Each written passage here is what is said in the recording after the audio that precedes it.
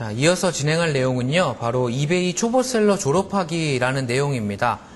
앞서 저희가 이제 이베이 판매의 모든 과정들을 한번 쭉 봤잖아요, 그쵸? 필수 가이드 1에서는 가입도 했고, 상품 등록도 진행을 했고, 필수 가이드 2에서 앞선 1, 2교시에서 저희가 상품 등록 후 해야 되는 운영관리, 그 다음에 상품 판매 후 해야 되는 운영관리 부분에 대해서 쭉 한번 훑어봤습니다. 그래서 이런 부분들을 여러분들께서 계속적으로 진행을 해주시면 되는데, 자, 언제까지 얼마만큼 진행을 해야 저희가 목표하는 거에 다다를 수 있을 것이냐에 대해서 한번 구체적으로 한번 살펴봐야 될 것 같아요. 그래서 저희가 기본적으로 처음에 말씀드릴 수 있는 건 뭐냐면요, 아마 여기 계신 분들 대부분이 해당이 되실 건데, 자, 첫 판매 후 아직 90일이 지났지 않았거나, 자, 아직 첫 판매도 안 되신 분들이 사실 많이 계시죠. 그 다음에 피드백 점수가 100점 미만이거나 또는 셀링 리밋이 아직 500개 미만이다 라고 하면은요, 여러분들께서 처음 생각하셨던 어떤 목표에 다가가기는 조금 어려운 단계, 즉 초보셀러 단계다라고 보실 수가 있겠습니다. 제가 비즈니스 설명회를 들어가면요, 항상 여쭤봐요. 여기 어떤 목적을 가지고 오셨어요? 이베이를 통해서 뭘 하고 싶으세요? 물어보면은 뭐 대부분 이제 뭐 내가 얻고 싶은 만큼의 수익이나 아니면 뭐 회사 같은 경우에는 뭐 우리 브랜드를 이베이에 런칭을 해서 뭐 해외 구매자들을 만나고 그들에게 우리 상품을 알려서 어쩌고 저쩌고 뭐 얘기가 잘 나가는데요. 자, 모든 목표는 다 원대하고 좋은데 저희가 지금 이제 한 걸음 한 걸음 다가가야 되는 어떤 그런 이베이의 특성이 좀 있다 보니까 저희가 맨 처음 삼아야 되는 목표는 바로 뭐냐면요, 바로 100점의 피드백 점수, 그 다음에 500개 이상의 셀링 리밋. 자, 이거를 달성하는 게 여러분들의 최우선 과제다라고 볼 수가 있겠습니다. 물론 나는 이거 가지고 한 달에 몇백 정도 벌고 싶고 뭐 하고 싶고 다 좋은데요, 그거는 지금 목표는 될 수가 없어요. 지금부터 그것만 보고 쫓아가다가는 금방 지치고 금방 힘들어집니다. 그래서 초반의 목표는 조금 낮게 잡으시는 게 좋고요. 그 목표가 바로 여기 나와 있는 100점 피드백과 500개 이상의 셀링 리밋이고요. 이것만 갖게 되면 그 다음부터는 비교적 쉬워집니다. 네. 그래서 모든 어떤 그 새로운 일들이 진입 장벽이라는 게 있잖아요.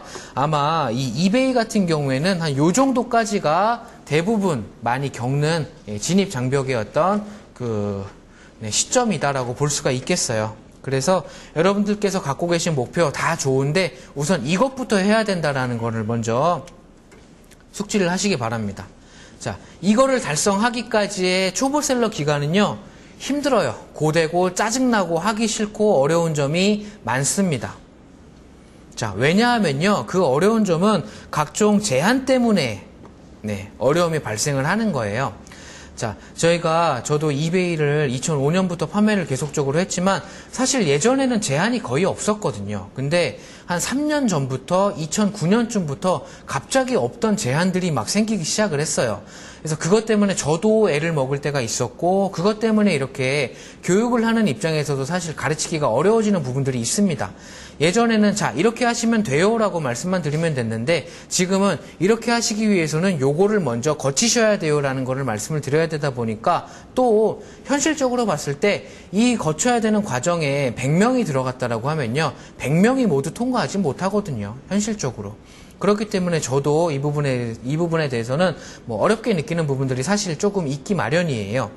자, 이런 부분들에 대해서 여러분들께서도 이베이 판매를 시작하시면은 누구나 겪으실 거예요. 제가 지금부터 말씀드릴 어떤 각종 제한들을 누구나 겪으실 건데, 중요한 건 뭐냐면요, 저희가 이 제한을 피할 수는 없어요.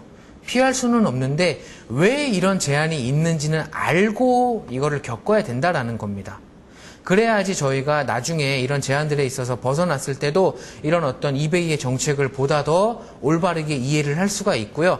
그리고 제가 몇 년 동안 하면서 저도 사실 꼼수도 많이 부려봤거든요. 이베이 하면서 이베이에서 하지 말라는 것도 해보기도 했고, 그로 인해서 그에 상응하는 어떤 대가도 잘 치렀고 그랬었는데, 결론은 뭐냐면요, 이베이에서 추구하는 정책과 룰은 잘 따라야 된다는 얘기예요.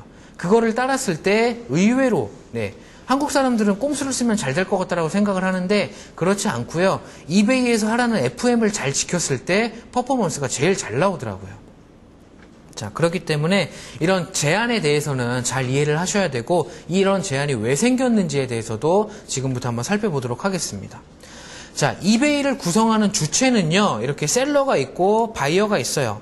물론 셀러이면서 바이어일 수도 있죠. 근데 어쨌든 크게 나눠봤을 때 셀러와 바이어라는 주체가 있습니다. 셀러가 이베이에서 갖는 목적은 뭐냐면요, 이베이라는 시장을 이용을 해서 수익을 창출하고 비즈니스를 영위해가는 게 목표예요. 자, 그리고 바이어는요, 이베이라는 시장에서 내가 돈을 주고 물건을 구매를 해서 그거를 통해서 만족을 얻는 게 목표다라고 볼 수가 있겠습니다.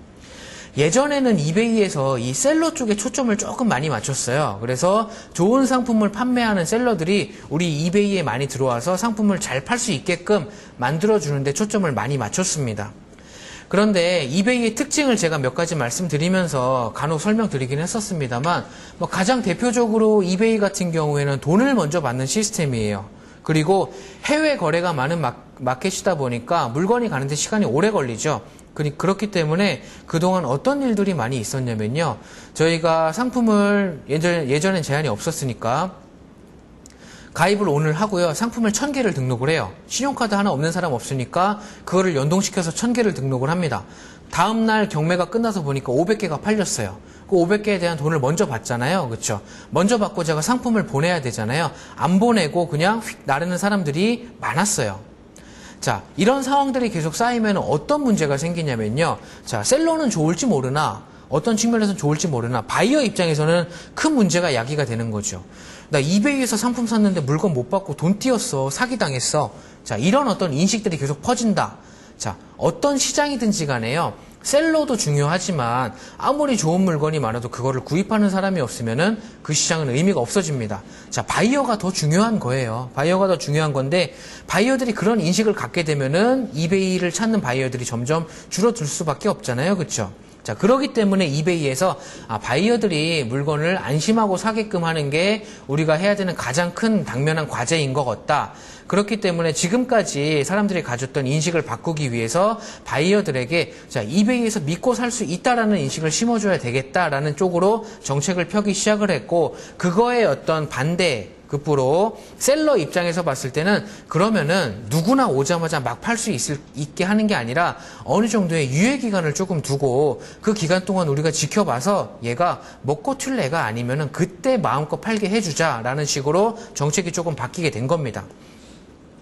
자, 그래서 여러분들께서 지금 처음 가입을 하셨을 때 판매할 수 있는 개수가 2012년 9월 기준으로는 10개에 $500예요. 자, 이거밖에 못 팔아요. 일단 요것만 팔아보라라는 거예요. 그래서 당신이 이 기준 내에서 판매를 잘 해서 좋은 평가를 받으면 당신이 먹고 튈 사람이 아니라는 걸 우리가 인정을 할 수 있는 단계에 이르게 되면은, 자, 그러면은 우리가 판매할 수 있는 개수를 더 늘려주겠다라고 하는 거죠. 그러니까 스텝 바이 스텝으로 나아가라라고 정책을 바꿔놓은 겁니다. 그러다 보니까 저희가 이 어떤 단계마다 모든 권한을 다 주지 않다 보니까 결국은 제한을 할 수밖에 없게 되고, 그런 제한들이 특히나 이 초보셀러 기간 동안에는 많이 있게 되다 보니까 여러분들께서 초반에 이런 리미테이션을 온몸으로 다 받아내면서 어려움을 좀 겪게 되는 경우가 있다라는 얘기가 되겠어요. 그렇습니다. 그래서 결국은 이 마켓의 특징 자체가 신용이 있어야지만 판매를 할 수가 있는 거고, 신용은 사실 하루아침에 쌓일 수 있는 게 아니잖아요. 그렇죠? 네. 그런 신용이 쌓아지기까지 기간이 필요한데, 그 기간 동안 이렇게 차근차근 제한을 둠으로써 스텝 바이 스텝으로 밟아 나가라라고 하는 그런 정책이 2009년부터 시작이 됐습니다. 그래서 여러 가지 정책이 있는데요. 첫 번째로 저희가 볼 거는 어카운트 리밋이라고 하는 게 있고요. 두 번째는 카테고리 리밋, 세 번째는 레퓨테이션 리밋, 그리고 네 번째는 페이팔 위드드로우 리밋. 이렇게 네 가지 정도의 어떤 주요 리밋을 한번 살펴볼 수가 있겠습니다. 자, 다음 페이지에 보면은 이 각종 리밋에 대해서 여러 가지 자세하게 안내가 되어 있는데요. 이거는 한번 읽어보시고요. 자, 제가 이 다음 페이지부터 각각의 리밋의 어떤 핵심을 추려서 조금 말씀을 드릴게요. 자, SV 리밋이라는 것, 그 다음에 US 사이트 와이드 리밋이라고 하는 거는요, 한마디로 얘기하면 뭐냐면요, 판매 개수 제한이에요. 판매할 수 있는 개수를 제한을 받는 겁니다. 그래서 이렇게 10개에 500불로 제한을 받게 되고요. 이 둘 중에 하나라도 오버되면은 더 이상 판매할 수가 없고요. 이 10개의 500불이라는 것은 액티브와 솔드를 합친 것, 즉 제가 판매 중인 것과 판매한 걸 합쳐서 이거를 넣으면 안 된다라는 겁니다. 제가 만약에 경매를 10개를 올려놨다. 그러면 지금 액티브가 10인 거잖아요. 판매할 수 있는 개수가 10인 거잖아요. 추가로 등록이 안 됩니다. 이 10개의 500불이라는 거는 매달 리셋이 돼요. 매달 리셋이 됩니다. 만약에 제가 이번 달에 3개를 팔았고 7개를 판매하고 있다. 합치면 10개잖아요. 추가적으로 등록이 안 되잖아요. 다음 달이 되면요. 제가 판매하고 있는 상품 7개는 그대로 유지가 되고 판매했던 3개는 리셋이 돼요. 그러니까 솔드는 0이 되니까 합치면 7이고 10개에서 7 빼면 3개의 여유가 생기는 거죠. 매달 한 번씩 리셋이 된다는 얘기입니다. 자, 그래서 이렇게 판매할 수 있는 개수의 제한을 받는 게 바로 앞서 나와 있었던 SV 리밋 또는 US 사이트 와이드 리밋이라고 보시면 되겠습니다. 자, 이 리밋 같은 경우에는요, 자동으로 늘어나지 않습니다. 저희가 10개를 판매를 하다가 이거를 늘려달라고 하고 싶으면요, 요청을 해야 돼요. 네, 요청하는 방법과 요령에 대해서는 제가 조금 이따 자세히 말씀을 드리겠습니다. 자, 두 번째 리밋은 뭐냐면요, 카테고리 리밋이라는 거예요. 자, 특정한 카테고리 같은 경우에는요, 이 카테고리 내부적인 기준으로 판매할 수 있는 개수를 제한을 하는 경우가 있어요. 자, 만약에 어떤 카테고리가 있는데 이 카테고리에 대한 리밋이 3개다라고 하면요, 제가 이 셀링 리밋으로 받는 게 10개잖아요. 그쵸? 10개 중에 3개를 이 카테고리에 올렸어요. 그러면 저는 아직 올릴 수 있는 게 7개가 남아있죠. 근데 이 카테고리 내에서 3개라는 기준이 또 있는 거예요. 그렇기 때문에 제가 7개가 더 올릴 수가 있어도 이 3개가 꽉 찼기 때문에 이 카테고리에는 더 이상 올릴 수가 없는 상황이 자주 생기게 됩니다. 자, 그래서 이 카테고리 리밋 같은 경우에는요, 크게 두 가지로 또 볼 수가 있는데요. 첫 번째는 뉴셀러 카테고리 리밋, 그러니까 신규 판매자에 대한 카테고리 리밋이라는 게 있고요. 두 번째는 뭐냐면은 HRP, MRP 카테고리 리밋이라고 해가지고요. HRP는 하이 리스크 프로덕트, 그 다음에 MRP는 미디엄 리스크 프로덕트라고 해가지고 이베이 자체적으로 고위험군 또는 중위험군 카테고리로 지정해 놓은 것들이 있어요.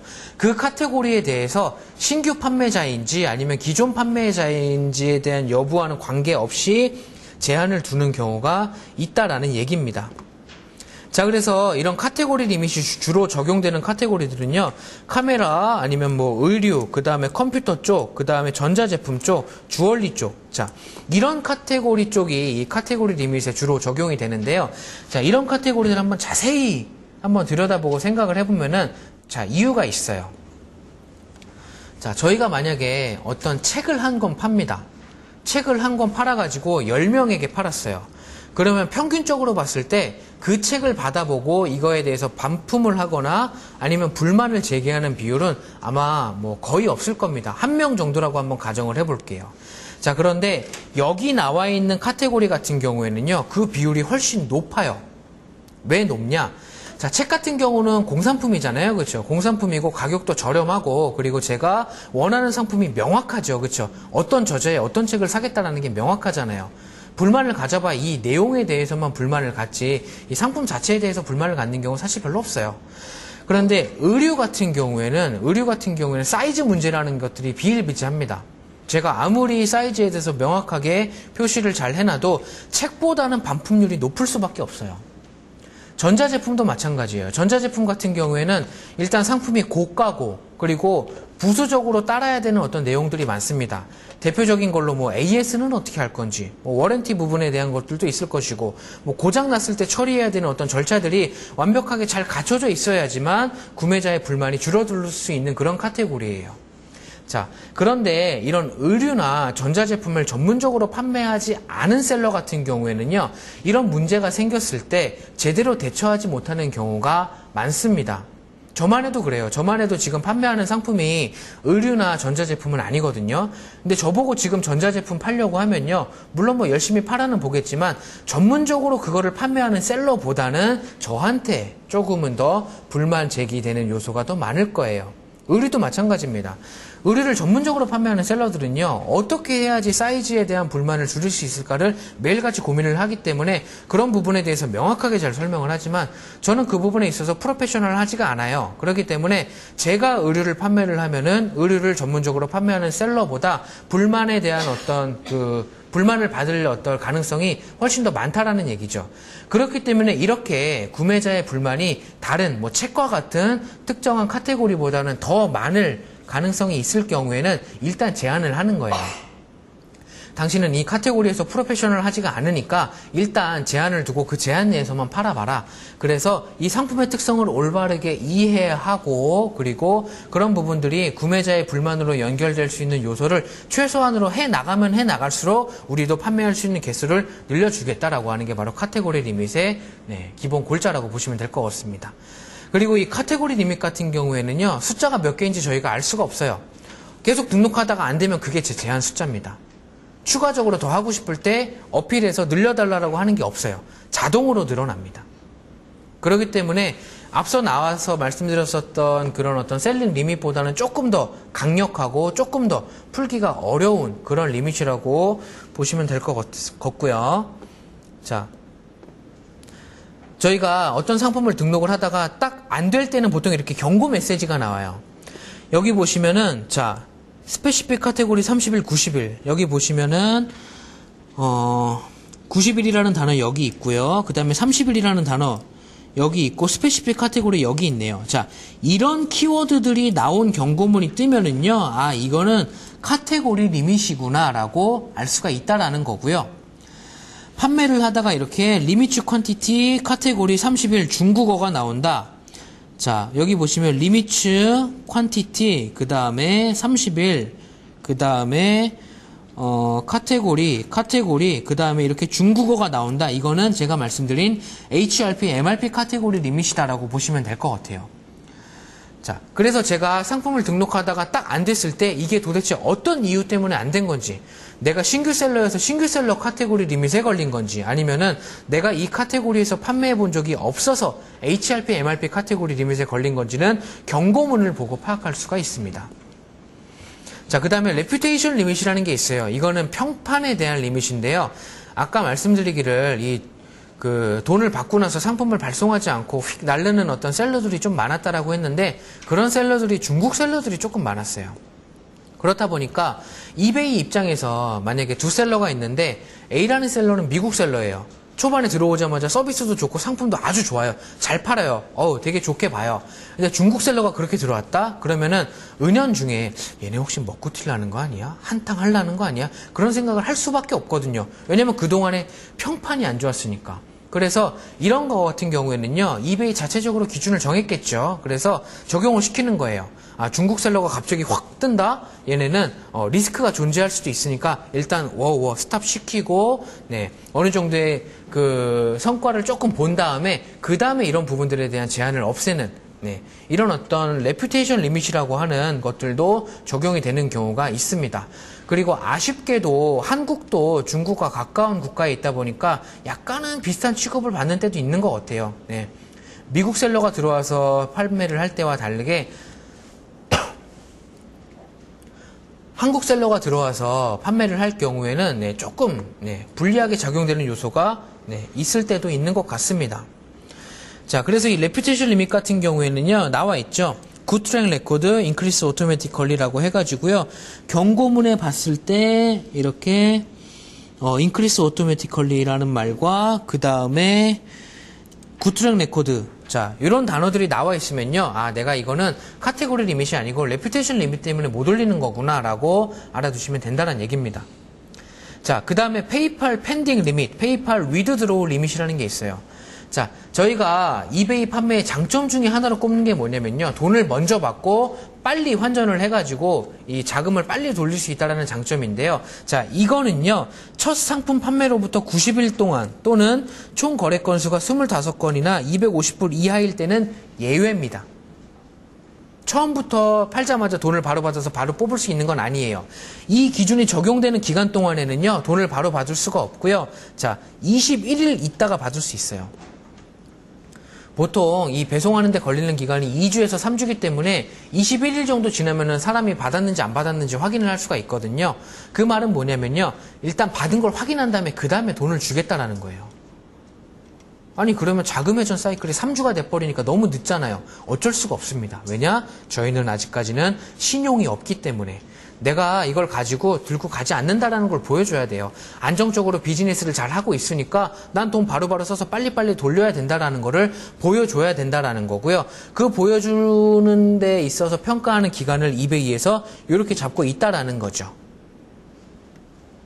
자, 그래서 이렇게 대표적인 리밋 4가지를 한번 살펴봤어요. 네. 처음에는 이제 어카운트 리밋이라고 해가지고 판매 개수와 관련된 리밋, 두 번째는 카테고리와 관련된 리밋, 세 번째는 레퓨테이션 리밋, 네 번째는 페이팔 펜딩 리밋까지 살펴봤습니다. 자, 이거 하시다 보면요. 짜증이 나실 때가 있을 거예요. 아니 뭘 올려야 팔지. 올리려 하면은 카테고리 리밋, 몇 개 더 잡으면은 셀링 리밋. 네, 그럴 수 있거든요. 자, 그런데 이거를 사실 저는 그렇게 생각해요. 이베이에 대한 어떤 관점이 부정적인 분들이 좀 있어요. 여기 나와 있는 것처럼 이베이 정책에 대해서 아주 뭐 되게 신랄하게 비판을 하고 있는데, 자, 이렇게 이베이의 정책에 대해서 네거티브한 관점을 갖고 있는 분은요, 성공을 할 수가 없습니다. 아니, 내가 사업하고자 하는 시장에 대해서 불만만 가득한데 어떻게 성공을 하겠어요? 성공할 수가 없어요. 자, 그래서 혹시나 이런 리밋들이 되게 번거롭고 짜증나고 저걸 왜 해야 되는지 모르겠다라고 하시는 분은요, 지금이라도 접으시는 게 정신건강에 좋을 거예요. 원래 절이 싫으면 중이 떠나는 거잖아요. 그렇죠? 그게 좋을 거예요. 자, 그런데 그렇게 생각하시지 말고요. 똑같은 현상이라도, 똑같은 정책이라도 긍정적으로 보면요, 다른 점들이 생길 수가 있어요. 자, 여기 보시면은 시계가 하나가 있어요. 키티 시계입니다. 자, 가격이 보면은 여기 2불 97센트예요. 배송비는 무료입니다. 제가 저거 몇 개를 사봤어요. 하나 사는데 3,000원 돈인 거죠. 그쵸? 자, 받아서 보니까 약간 사진에 포토샵이 들어가 있는 건 맞아요. 네, 실제 아주 똑같진 않아요. 근데 어쨌든 3,000원짜리 치고는 뭐 그런 대로 쓸만한 것 같아요. 제가 이걸 2개를 사가지고 조카들한테 선물을 해봤어요. 그래서 7살짜리 조카한테 선물을 해줬더니 삼촌 너무 고맙다고 애가 울라 그러더라고요. 이 정도의 어떤 가치가 있는 거구나. 11살짜리 조카한테 딱 줬더니 딱 저를 째려보더니 삼촌 나를 너무 어린애로 보는 것 같아. 내가 이런 시계나 차게 생겼어? 이러더라고요. 그 정도 퀄리티인 거예요. 네, 그 정도 퀄리티인데 중요한 거는 배송비 포함한 가격이 3,000원 정도라는 겁니다. 이렇게 팔면은 남을까요? 남으니까 하겠죠. 그렇죠? 남아요. 예. 자, 이런 상품들을 많이 판매하는 셀러들이 중국 셀러, 홍콩 셀러들이 엄청나게 많이 판매해요. 제가 이 상품 원가를 한 500원 정도로 가정을 해서 보니까 마진이 한 500원 선이더라고요. 그 말은 뭐냐면 한 개 팔아서 500원이 남는다는 얘기입니다. 여러분들 어떻게 하시겠어요? 한 개 팔아서 500원 나오면 하실래요? 잘 안 하려고 하실 거예요. 그쵸? 내 노동력과 내 시간이 있는데 한 개 팔아서 500원은 좀 그렇잖아요. 그쵸? 자, 근데 이 사람들은 해요. 이 사람들은 하고, 자, 이 사람들이 한 개 팔아서 500원 남는 걸 가지고 먹고 살려면은 결국은 어떻게 해야 될까요? 하나 팔아서 500원 남아요. 이걸로 먹고 살아야 돼요. 어떻게 해야 돼요? 많이 팔아야죠. 그쵸? 이런 걸 4글자로 하면은 박리담회. 그렇습니다. 박리담회를 하는 어떤 모델을 중국 셀러나 홍콩 셀러들은 거의 대부분 이런 식의 비즈니스를 하고 있어요. 자, 그러면 이 사람들은 많이 팔아야 된다라고 했죠. 자, 예전에 셀링 리밋이 없을 때 이 사람들이 어떻게 하냐면요. 자, 하루가 24시간이죠. 그쵸? 그리고 1시간은 60분입니다. 곱하면은 1440이죠. 그쵸? 1440분이죠. 그쵸? 그러면요, 이 사람들은요, 1분에 하나씩 올려요. 1440개를 올려요. 그러면 제가 24시간 언제 들어가 봐도 이 상품은 항상 있는 거예요. 위쪽에. 그러니까 노출이 될 수밖에 없죠. 그만큼 노출이 되면은 판매가 이루어질 수밖에 없죠. 그만큼 판매가 이루어져서 이 사람들이 먹고 사는 거예요. 진짜 열심히 해요, 이 사람들은. 네. 중국 셀러, 홍콩 셀러들 중에 잘하는 셀러들도 되게 많고 열심히 하는 셀러들도 되게 많아요. 그러니까 리스팅을 그만큼 무지막지하게 해요. 자, 그러면은 문제가 뭐냐면요. 자, 저희는 한국셀러잖아요. 한국셀러가 판매하는 상품들이 뭐 중국에서 생산하는 것들도 사실 많고요. 그리고 물론 가장 가까운 경쟁자는 한국셀러겠지만 좀 넓게 보면은 이 아시아권에서 판매하는 상품군이 좀 비슷하거든요. 그러다 보니까 한국셀러의 가장 큰 경쟁자 중에 하나가 바로 중국셀러, 홍콩셀러입니다. 근데 이 중국셀러나 홍콩셀러가 이렇게 미친듯이 상품을 많이 올려놓으면요. 저희 상품이 노출이 안 돼요. 저희도 똑같이 1440개, 나는 2880개도 올릴 수 있어요. 물론 올릴 수 있는데 얘네는 사람이 많잖아요. 쪽수가 많잖아요. 다 묻힌단 말이죠. 그러다 보니까 저희가 상품을 아무리 등록을 해도 중국 셀러들의 이런 물량 공세를 피할 수가 없는 상황들이 발생을 많이 했었어요. 자, 그런데 뭐 불행인지 다행인지 뭔지 어쨌든 셀링 리밋이 생겼죠. 이 사람들도 적용을 똑같이 받습니다. 얘네들은 박리담회를 해야 되고 상품을 1440개, 2880개 많이 올려서 많이 판매를 해야 되는 셀러들인데 그 개수에 딱 제한을 받아버린 거예요. 난리 났죠. 그래서 저 셀러들은 진짜 중국 셀러나 홍콩 셀러들은 제가 듣기로는 매일 저 중국 이베이, 홍콩 이베이 앞에 가서 데모도 하고요. 그리고 민원도 되게 많이 넣는데요. 이런 정책 우리 비즈니스 모델은 맞지 않다, 풀어달라. 하지만 룰은 룰이니까 안 풀어줍니다. 자, 그럼 이제 어디가 유리해지느냐? 저희가 유리해진 거죠. 왜냐면은 상품 등록할 수 있는 개수를 얘네가 제한을 받으니까 상대적으로 저희가 노출시킬 수 있는 빈도가 늘어났어요. 네. 성장세도 이때부터 더 늘어나기 시작했고요. 자, 그렇기 때문에 똑같은 기회를 봐도 아니 왜 셀링 리밋이 저거밖에 안 돼? 더 환장하는 사람들은 따로 있습니다. 네. 저희는 이 상대적으로 보다 유리한 위치를 셀링 리밋 때문에 받게 되는 것도 있는 거예요. 그렇기 때문에 이렇게 조금만 관점을 바꿔서 보시면은 반드시 기회라는 어떤 가치를 보실 수가 있을 거고요. 그리고 또 하나 좀 현실적으로 말씀을 드리면은 여기 지금 많은 분들이 계시는데 여기 계신 분들이 모두 다 10개의 500불로 시작을 해요. 그런데 이 중에서 셀링 리밋을 늘리는 분은요 100%가 안 돼요. 못 늘리시는 분들도 있습니다. 자, 그리고 제가 이따 4교시 때 또 말씀을 드리겠지만 이베이는 결국은 혼자와의 싸움이에요. 물론 나중 되면은 내가 좋은 상품을 소싱하기 위해서 좋은 파트너를 만나야 되고 좋은 어떤 그 협력 관계의 사람을 만나서 비즈니스의 파일을 더 키워나갈 수 있는 부분도 있지만 가장 1차적인 것으로 봤을 때는 저 혼자 열심히 노력해서 저 혼자 만들어야 되는 그런 부분들이 존재를 해요. 자, 그런데 그렇기 때문에 여기 계신 모든 분들이 사실은 나 혼자 해야 되는 거고 옆에를 한번 둘러보시면 다 경쟁자거든요, 사실. 냉정하게 말씀을 드리면 그렇잖아요. 그렇다고 막 이렇게 흘겨보지 마시고요. 네, 경쟁자인데 여기 있는 경쟁자가 모두 다 셀링 리밋 500개, 1000개 막 다 늘릴 수 있다. 그러면 상품도 그만큼 막 올라오겠죠. 그러면 저의 어떤 입지가 그만큼 줄어들 거예요.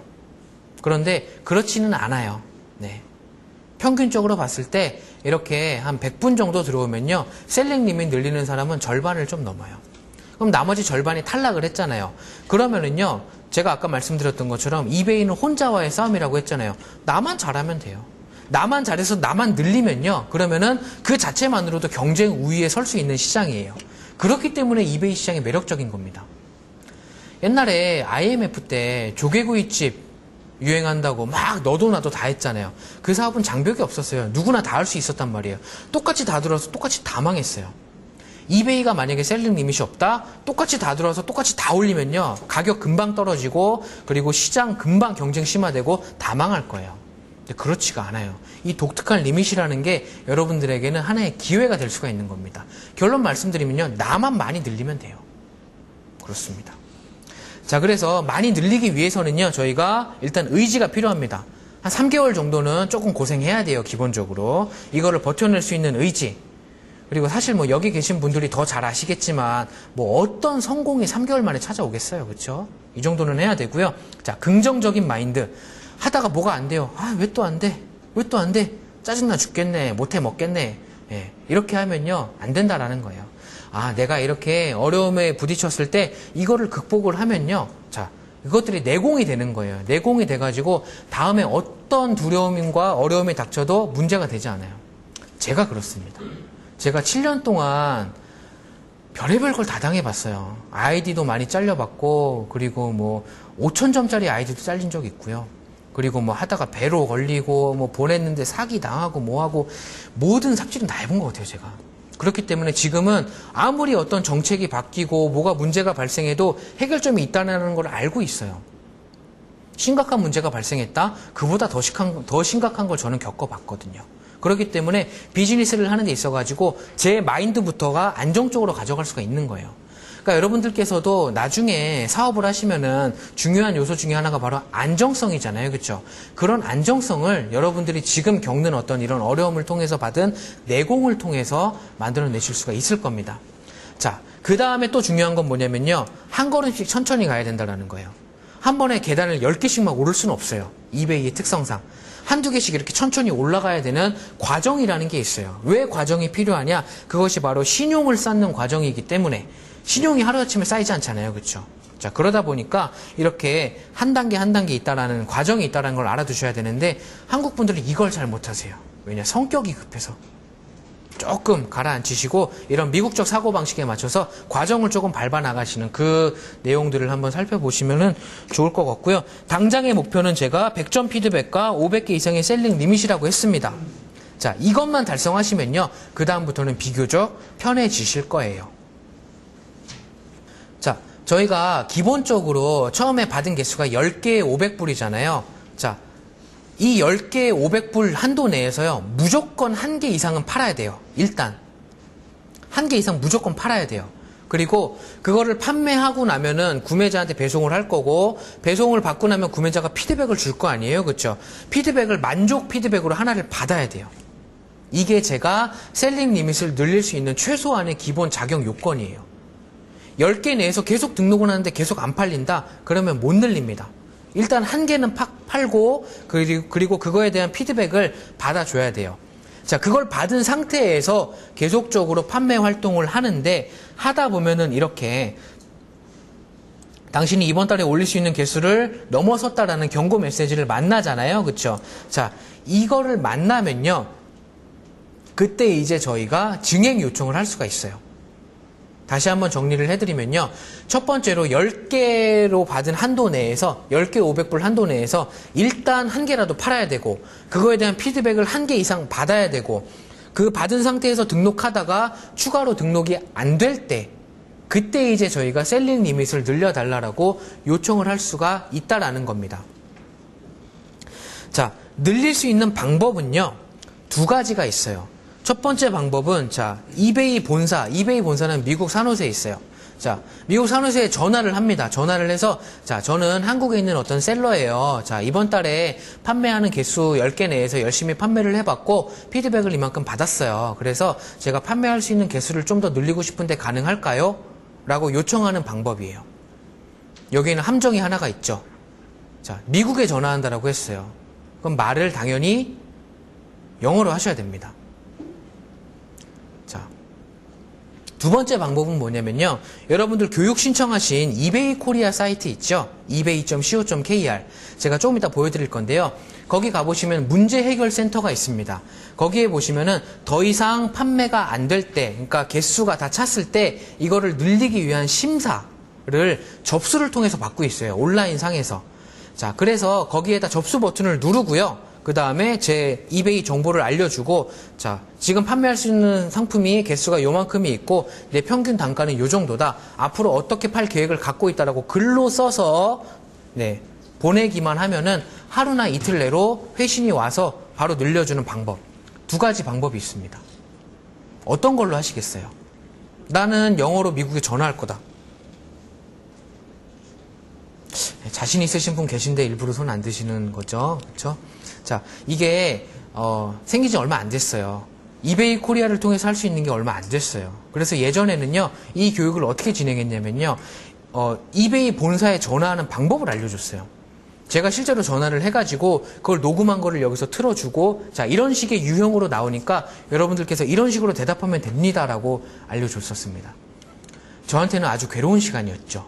왜냐하면은 첫째는 이 어떤 영어에 대한 장벽을 느끼시는 분들이 많을 텐데 그런 분들에게 이 영어로 할 수밖에 없는 현실을 얘기해 줘야 되는 게 조금은 마음이 안 좋았고 가장 괴로웠던 건 뭐였냐면은 제가 녹음한 제 목소리를 제가 들어야 된다라는 게 가장 고민이었습니다. 여러분들 자기 목소리 자기가 들으면 되게 이상한 거 아시잖아요. 그쵸? 그래서 이걸 매번 들으니까 너무 힘들었어요. 그래서 지금 이 동영상 강의도 저는 절대 보지 않을 거예요. 네. 제 목소리를 제가 들어야 되니까 저는 절대 보지 않을 거예요. 네. 어쨌든 이렇게 두 가지 방법이 있는데 나는 미국에 전화하고 싶다. 미국에 전화하시면 됩니다. 근데 미국에 전화하실 때는요. 기준이 달라요. 포지티브 피드백을 최소 3개를 받아야 돼요. 최소 3개를 받아야 됩니다.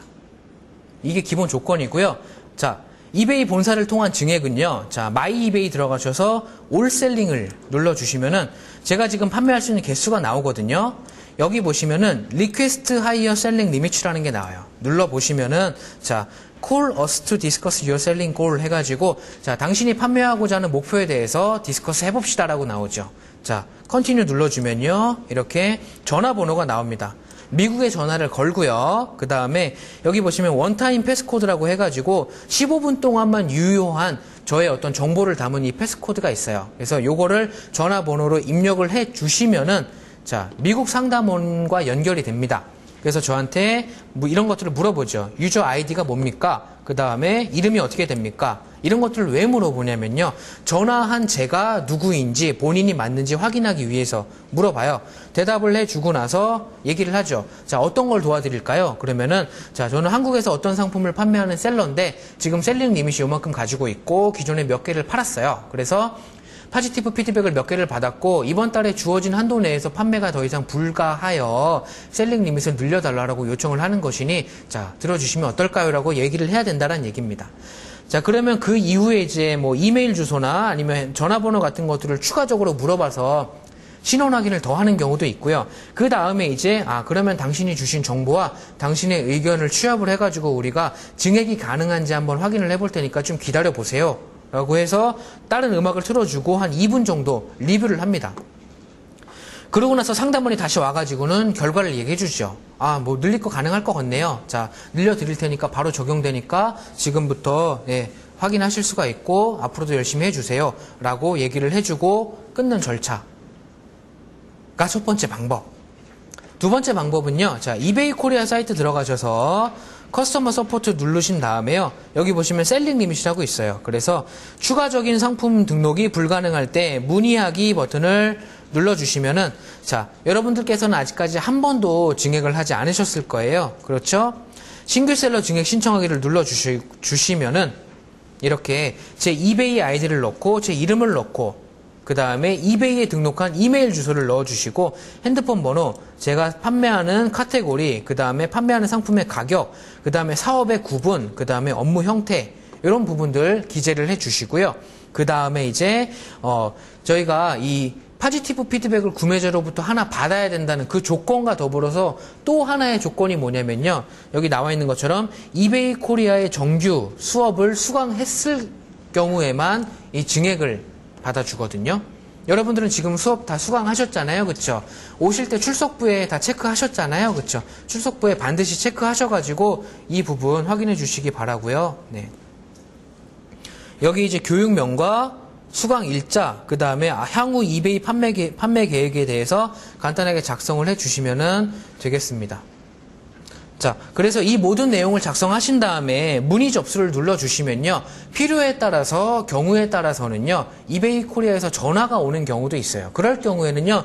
여기 기재한 내용 그대로 제가 얘기를 하면 됩니다. 자, 그래서 보통 이제 처음에 증액시켜주는 양은요. 50개에서 150개 정도의 개수로 늘려준다라고 하는데요. 만약에 상품 단가가 높다 그러면은 개수는 조금 늘리고 금액만 조금 더 늘릴 수도 있고요. 상품 단가는 낮은데 많이 팔아야 된다 그러면은 상품 개수는 더 많이 늘리고 금액은 조금 늘리는 이런 식의 어떤 변동은 조금씩 있다라고 합니다. 근데 기본적으로 50개에서 150개 그 다음에 1000불에서 3000불 정도의 어떤 리밋으로 한 번에 증액이 가능해요. 자, 그런데 이 최초 증액 조건에서의 차이와 더불어서 또 하나 차이가 나는 부분이 뭐냐면요. 증액한 다음에 어필할 수 있는 시기입니다. 자, 오늘이 2013년 1월 1일이라고 한다면요. 제가 오늘 만약에 이베이 본사에다가 전화를 해서 늘렸다. 그러면 그 다음에 늘리게끔 요청할 수 있는 기간은 2013년 2월 1일이에요. 한 달마다 한 번씩 늘릴 수가 있습니다. 그런데 이베이 코리아에서는요, 현재 기준으로는 자, 최초 증액 후 90일 동안은 이게 50개, 150개가 한 번에 많이 늘려준 거거든요. 이 개수 내에서 만 활용하기를 권장을 하고 있어요. 그래서 1월 1일 날 이 이베이 코리아를 통해서 증액을 했다라고 하면요, 90일이 지난 4월 1일 날에 추가적인 어떤 어필을 할 수가 있다라는 얘기입니다. 자, 그래서 어필 방법은 이렇게 두 어떤 주체를 통해서 진행을 할 수가 있는데, 영어가 편하시면 이베이 본사를 통해서 매달 늘려나가는 것도 사실 하나의 재미가 될 수가 있겠고요. 아니면은 이베이 코리아를 통해서 편하게 또 빠르게 한 번에 판매할 수 있는 개수를 비교적 많이 받아가지고 조금 있을 수 있는 초반의 어떤 장벽을 안정적으로 헤쳐나가실 수가 있으실 겁니다. 자, 그래서 이 셀링 리밋을 증액을 시키는데요, 저희가 여러 가지로 평가를 하는데, 자, 거래 건수가 많다, 그리고 포지티브 피드백을 많이 받았다. DSR은 제가 조금 이따 말씀드릴 겁니다. 이 디테일드 셀러 레이팅스라고 해가지고요, 판매자에 대한 점수라고 보시면 돼요. 그러니까 이 점수가 높다, 그리고 바이어의 불만, 바이어의 컴플레인이 없다라고 하면요, 잘하는 셀러잖아요, 그렇죠? 잘하는 셀러는 더 많이 늘려줘요. 자, 그런데 거래 건수가 아직 많이 없어요. 얘가 이만큼 늘려줘도 될지 말지 아직 고민인 경우가 생길 수가 있고요. DSR이 낮아요. 이 셀러는 판매가 이루어는 졌는데 구매자의 만족도가 별로 높지 않으니까 뭔가 지금 부족한 것 같다. 또는 바이어의 컴플레인이 있었어요. 얘는 아직 프로페셔널하지 않아서 그런지 구매자가 불만을 제기했다. 이런 문제가 있다라고 판단될 경우에는 이 셀링 리밋의 증액의 폭이 줄어들 수 있다라는 얘기입니다. 네. 그래서 이런 부분들을 통해서 셀링 리밋이 늘어나는 거고요. 자, 이 부분들은 사실 여러분들께서 앞으로 한 4-5번 정도는 꾸준히 해주셔야 되는 부분이에요. 그래서 개수가 지금 10개에서 100개로 늘어나고, 그 다음에 한 500개, 그 다음 1000개, 2000개, 4000개, 1000단위로는 들어와야지 아무리 주문이 많이 들어와도 저희가 그만큼의 매출, 캐파를 가질 수가 있는 거거든요. 그렇죠? 그렇기 때문에 그 셀링 리밋이라고 하는 거는 꾸준히 기회 될 때마다 계속적으로 늘려줘야 된다라는 거. 하지만 초반에 500개까지만 늘리면요, 일단 기본적인 불편은 대부분 사라진다라는 겁니다.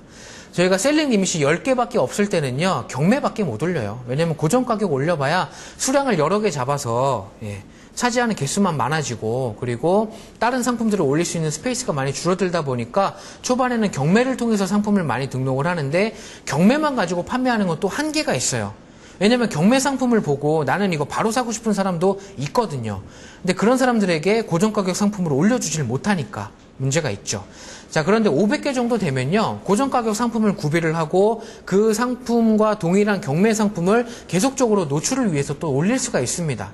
자, 그렇게 되면은 저희가 판매를 잘 할 수가 있는 것이고, 스토어를 만들었을 때도 어느 정도의 구색도 갖춰지는 부분이기 때문에 500개까지는 최대한 빨리 늘려줘야 된다라는 거 목표로 삼으시라고 말씀을 드렸습니다.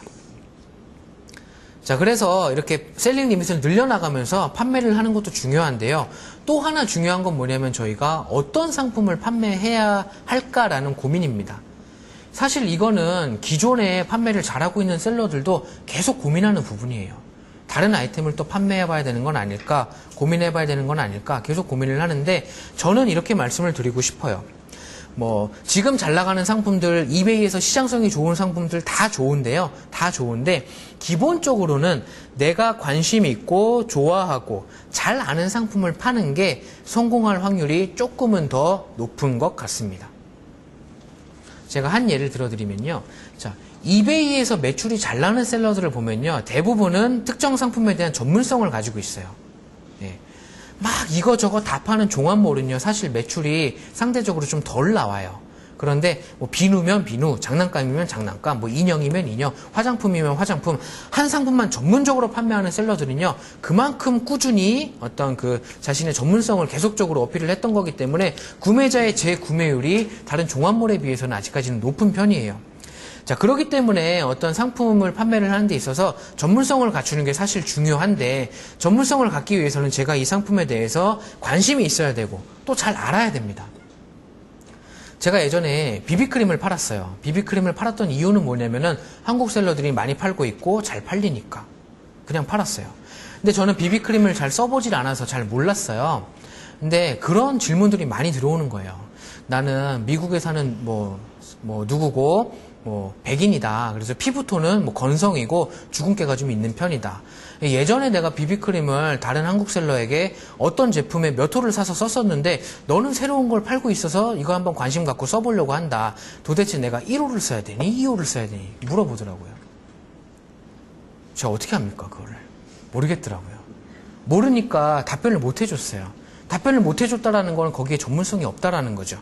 그 사람이 저한테 상품을 샀을까요? 안 샀을까요? 안 샀습니다. 여러분들 바이어의 입장에서 생각해 보세요. 내가 어떤 모델이 필요해요. 이걸 얘기했더니 그 모델이 연관되는 모델은 이거고 이거보다 이게 가격대 성능비가 좋으니까 이걸 사보는 건 어떨까? 추천을 해줬다. 이 셀러 진짜 전문적인 셀러구나. 내가 다음에 이 상품 살 때는 얘한테 와야지. 그게 되거든요. 그렇기 때문에 그러기 위해서는 내가 관심 있고 잘 아는 상품부터 접근하는 게 훨씬 좋다라는 얘기고요. 그리고 사람이 성향이라는 게 있잖아요. 그렇죠? 제가 이제 제 주위에도 이베이 셀러분들이 많이 계신데 그분들과 그분들의 판매하는 상품을 연관지어서 보면요. 어느 정도의 인과관계가 있는 것 같아요. 한일은 그런 거죠. 물론 이건 제 편견일 수도 있어요. 그런데 주변에 장난감 판매하시는 형들이 좀 있어요. 한 나이 40 되셨는데 장난감을 판매하시는 형들이 있어요. 그런 형들은요. 자세히 보면요. 왠지 모르게 해맑아요. 되게 유쾌하고 밝아요. 네, 저는 괜히 그런 건 아니라고 생각이 돼요. 왜냐하면은 내가 나이가 40이 됐는데도 이런 조그만 장난감에 대해서 매력을 느끼고 이거에 대해서 관심을 가질 수 있다는 거는 그만큼 영혼이 맑다라는 게 아닐까 저는 그렇게 생각을 하거든요. 아니면은 좀 성장이 덜했든지 어쨌든 또 의류를 판매하시는 분들 보면요. 의류는 사실 겉으로 드러나는 거잖아요. 그렇기 때문에 자기 표현이 되게 강한 경향이 있더라고요. 네. 그리고 특히나 디자인 하시는 분들 같은 경우에는 자기의 주관이 되게 뚜렷하고 성향 자체가 좀 그런 것 같아요. 그리고 제가 아는 사장님은요. 여성 속옷을 판매하시는 사장님이 있어요. 진짜 섬세하시더라고요. 네. 레이스 한 올 한 올 하나하나 포장 하나하나 엄청 섬세하시더라고요. 그래서 속으로 저분이 저렇게 여성 속옷을 판매할 수 있는 이유는 저렇게 섬세한 성격 때문이 아닐까 그렇게 생각을 해봤어요. 모르겠어요. 그분이 조금 이상한 분일 수도 있겠지만 그런 건 아닌 것 같고 어쨌든 판매하는 상품과 그 어떤 판매자 간에는 연결고리가 분명히 있기 마련인데 여러분들께서도 내가 좋아하는 상품에 대한 부분들을 한번 찾아보시라는 거예요. 그래서 그런 상품들을 가지고 이베이에서 판매를 했을 때 보다 전문성을 가질 수가 있고 그런 전문성이 쌓이면은요 그게 바로 매출로 직결될 수 있다라는 얘기입니다. 자, 그래서 이렇게 나와 있는 것처럼 자신이 관심 있고 좋아하는 것부터 시작하라. 그래서 이런 어떤 그 상품에 대해서 내가 어떤 상품을 판매할 건지가 명확하게 잡혀지면요. 그 다음에 이제 이 상품을 주로 소비하는 국가는 어디니까 타겟을 거기로 잡고 그 사람들의 라이프 스타일은 어떠하며 그 다음에 소비 성향은 어떠하며 지금 이 국가에서 이 상품의 어떤 트렌드나 상품 주기가 어디에 있는지를 파악을 해서 마케팅을 하면은 훨씬 더 좋은 결과를 얻을 수가 있다라는 거죠.